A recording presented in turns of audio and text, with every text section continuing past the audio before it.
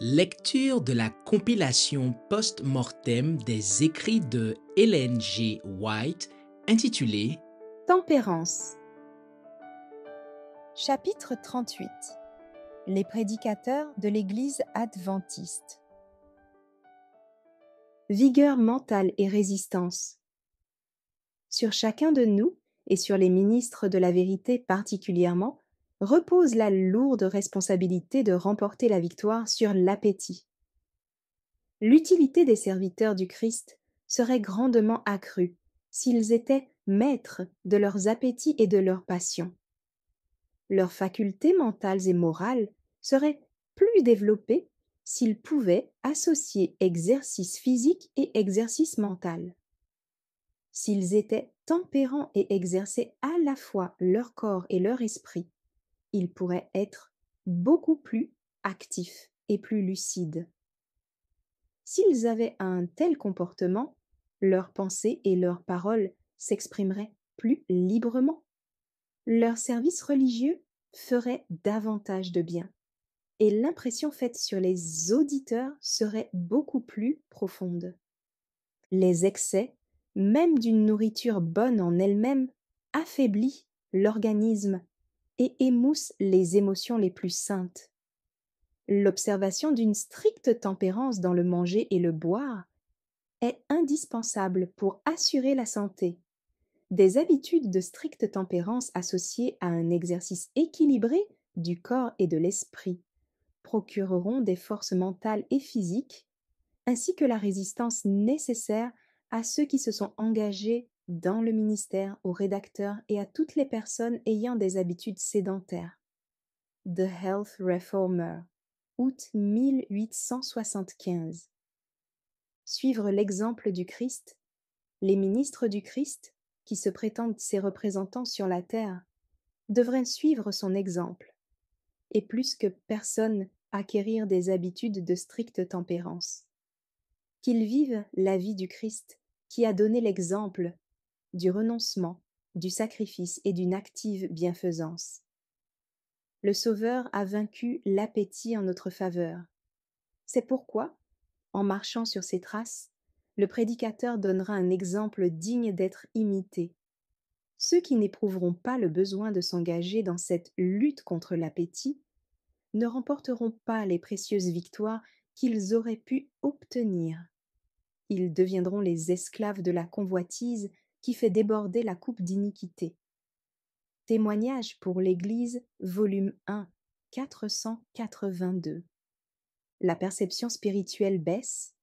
Je suis chargé de dire à mes frères dans le ministère: par votre intempérance dans le manger, vous ne pouvez faire la différence entre le feu sacré et le feu ordinaire. Par votre intempérance, vous manifestez aussi votre manque de respect pour les avertissements du Seigneur.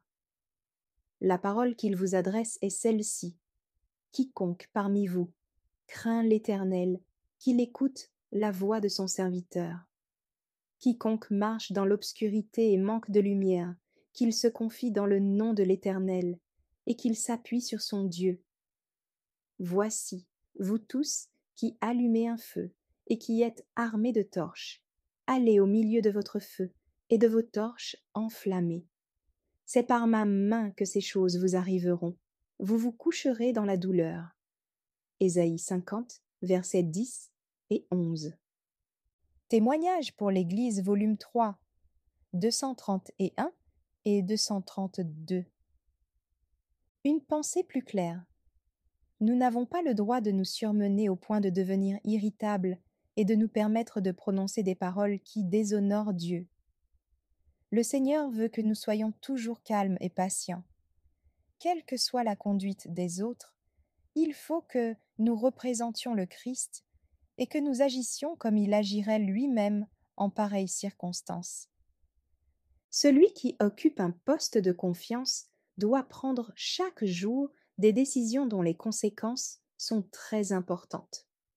Il faut souvent qu'il le fasse rapidement, et il ne peut y arriver efficacement que s'il pratique une stricte tempérance. L'esprit s'affermit lorsqu'on ménage ses forces. Si l'effort n'est pas exagéré, il devient plus vigoureux, chaque fois qu'il est renouvelé. Témoignage pour l'Église, volume 3, 213. Qualité des hommes chargés de fonctions importantes. La fidélité à Dieu a une vaste portée. Le Seigneur attend certaines choses de ceux qui sont engagés à son service.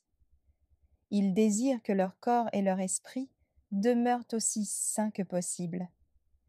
Il veut que chacune de leurs facultés, chacun de leurs talents lui soit consacré et qu'ils jouissent de toute la vigueur que peuvent leur procurer des habitudes de tempérance sages et strictes.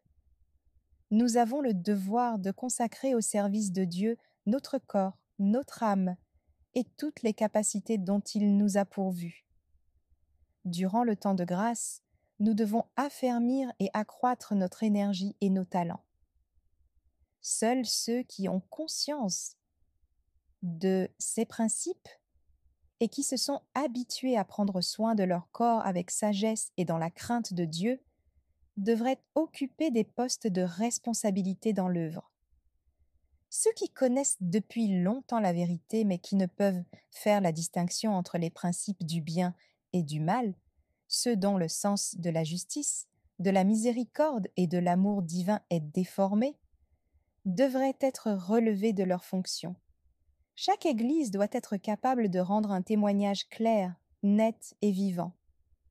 Les signes des temps, 2 octobre 1907. Infirmiers et médecins devraient être tempérants.